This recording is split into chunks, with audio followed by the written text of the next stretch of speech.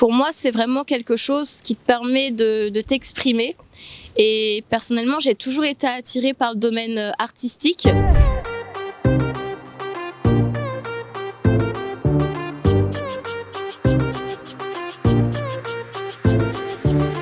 Is it all in my head?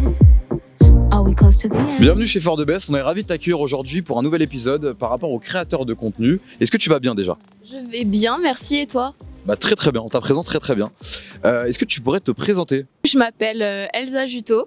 Donc, je suis créatrice de contenu sur les réseaux sociaux. J'ai une page TikTok et Instagram. Dedans, je propose du coup de l'art, de la danse, de la mode et du voyage. Il y a donc plein d'activités. Est-ce que avant ça, tu as fait des études ou tu fais des études en parallèle? Comment ça se passe par rapport à ton niveau scolaire? Avant, j'étais à l'université, donc je faisais une licence LEA. Et après, du coup, j'ai arrêté parce que ça me prenait beaucoup trop de temps et puis les études, c'était pas fait pour moi. Je voulais avoir ma liberté, donc j'ai décidé en juin 2022 d'arrêter. Qu'est-ce que tu fais exactement dans la peinture, de manière générale? J'ai deux secteurs, donc tout ce qui est partie vraiment peinture sur toile, et j'ai le secteur customisation. Tu veux que je commence par lequel? Customisation, vas-y. Je m'occupe de customiser des sneakers et des vêtements, des sacs, du coup pour apporter une touche d'authenticité, et ça a plutôt bien fonctionné. J'ai travaillé pour l'enseigne Porsche, IWC, Galeries Lafayette, et avant-hier, du coup j'étais au siège de Westfield, donc un grand centre commercial, et j'ai fait une prestation là-bas de une journée. Donc les gens raffolent de ça. Donc ça, c'est ça qui me permet de vivre. Et à côté de ça, j'ai commencé à commercialiser du coup mes toiles. Donc je fais de la peinture réaliste et je compte faire une exposition dans les prochaines années à venir. Donc dis-moi, est-ce que plus jeune, tu as suivi des cours pour apprendre la peinture ou tu as appris ça toute seule? J'ai absolument pas fait d'études concernant la peinture. J'ai appris en autodidacte. Du coup, j'étais dans le commerce international, donc rien à voir avec la peinture. Et j'ai vraiment décidé de me mettre à fond dedans parce que c'est ma passion et je trouve que c'est important de vivre de ce qu'on aime. Pourquoi la peinture? Pourquoi tu as choisi de faire de la peinture déjà de base? Alors, c'est assez complexe de répondre à cette question parce que du coup, on ne choisit pas ce qu'on aime. Mais si je peux essayer de répondre, pour moi, c'est vraiment quelque chose qui te permet de t'exprimer. Et personnellement, j'ai toujours été attirée par le domaine artistique. Quand j'étais plus jeune, j'étais pas forcément une enfant très sociable, on va dire. Du coup, je restais dans mon coin par timidité et parce que j'avais un peu l'impression d'être à part, d'où mes origines, du coup. Et en fait, au cours de récréation, il faut bien s'occuper.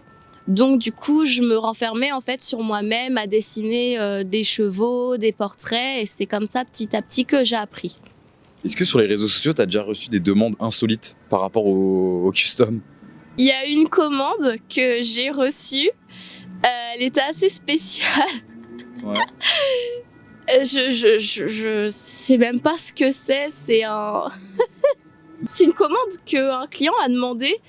Mais c'est tout ce qui est BD, H&M, des trucs comme ça. Je saurais même pas expliquer ce que c'est, mais okay. J'espère que tu vois le délire parce que j'ai pas envie de décrire. Ouais, mais ok. Et tu peux pas me dire ce qu'il t'a demandé parce que... Des positions du Kama Sutra, il m'a demandé sur ses Air Force One. Ok. Et je crois que c'était la demande la plus insolite. Bon, c'est drôle. C'est drôle, mais comme j'étais à ce moment-là... dans mon atelier chez mes parents, quand mon père voyait du coup cette custom, il a un peu halluciné, il s'est dit attends, c'est quoi ça? Et combien tu passes de temps sur une paire facile et sur une paire un peu plus compliquée? Si on prend ton exemple du petit oiseau, en 1 heure c'est bouclé. Et par exemple un portrait, j'ai besoin de... Je saurais pas te dire, j'ai besoin de 2 jours, 3 jours pour le faire. Rien à voir, mais tu parlais de tes parents.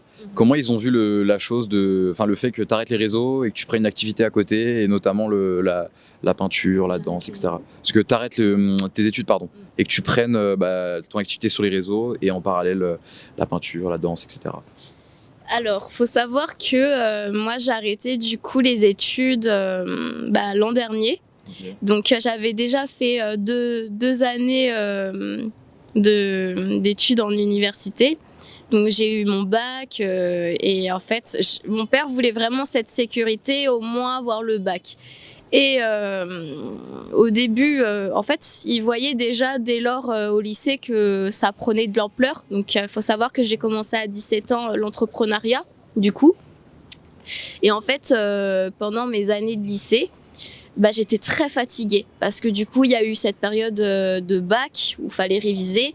Et à côté de ça, en fait, c'était le début de mon entreprise. Donc, il fallait que je pense à comment elle peut prendre de l'ampleur et faire les commandes, du coup.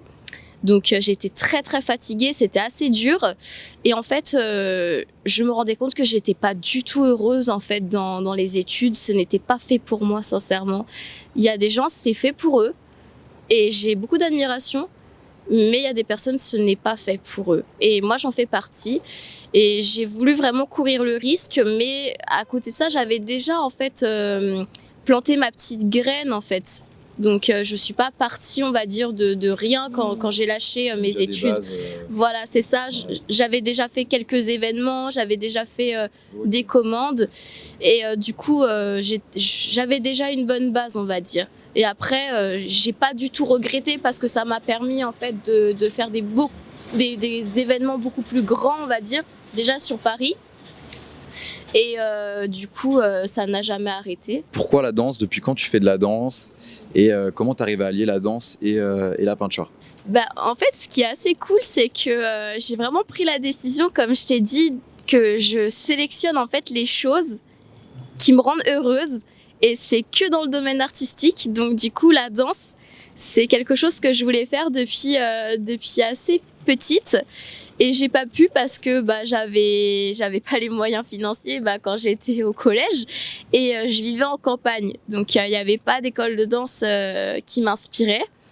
Et du coup, dès lors que j'ai commencé à aller plus souvent sur Paris, et je me suis dit c'est maintenant ou jamais en fait. Du coup, j'ai commencé il y a 5 mois la danse et j'ai pas arrêté sincèrement. Donc je suis spécialisée dans tout ce qui est afro, le heels et le hip-hop. On peut dire que les réseaux sociaux, c'est une forme de créativité, encore une fois, créer du contenu, etc. Est-ce que tu penses que ça s'allie parfaitement avec la peinture, la danse que tu peux faire? Oui, je pense que oui, parce que du coup, en fait, c'est tes réseaux sociaux, donc c'est toi qui choisis ce que tu veux poster. Et il y a tout un travail derrière à faire, c'est-à-dire chercher les idées, comment les mettre en place, et penser aussi à qu'est-ce qui peut plaire aux gens. Donc, ça demande constamment en fait de la créativité, surtout quand tu proposes de l'art, justement. Donc, bien sûr que ça s'allie. Est-ce que tu as des projets, que ce soit dans tes activités ou sur les réseaux sociaux? Alors, j'ai plusieurs projets, mais j'en ai deux gros qui me viennent en tête. C'est déjà, mon rêve, ça serait de faire une exposition. Je rêverais que les gens... Paris. Oui, Paris d'abord. Après, pourquoi pas à l'international, je vise Dubaï, mais j'aimerais d'abord Paris. Et c'est même pas le fait de vendre une toile, c'est le fait de voir la réaction des gens, parce que je n'ai jamais montré mes toiles au public. Donc les gens voyaient à travers les réseaux sociaux, mais c'est absolument pas pareil. Ça n'a rien à voir. Et j'ai vraiment hâte de ce moment-là. Parce que ça sera pas seulement une exposition, je veux vraiment créer quelque chose tout autour, que ça soit mélanger l'art, la danse. Et ça, c'est mon plus grand rêve, sincèrement.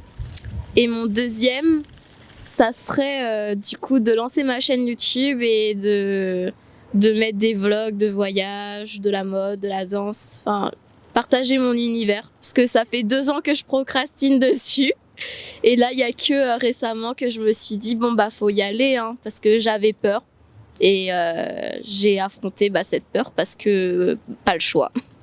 Ok, bon, en tout cas, merci d'être passé chez For the Best. J'ai appris beaucoup encore une fois et j'aimerais savoir, est-ce que tu as un petit message de fin?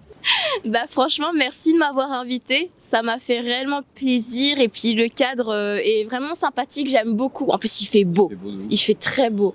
Donc, bah merci à vous, à l'équipe et puis j'ai bien aimé. Je passe chez For the Best. Baby, that isn't enough. Puede ser que prefiero estar sola. No, no, no somos perfectos.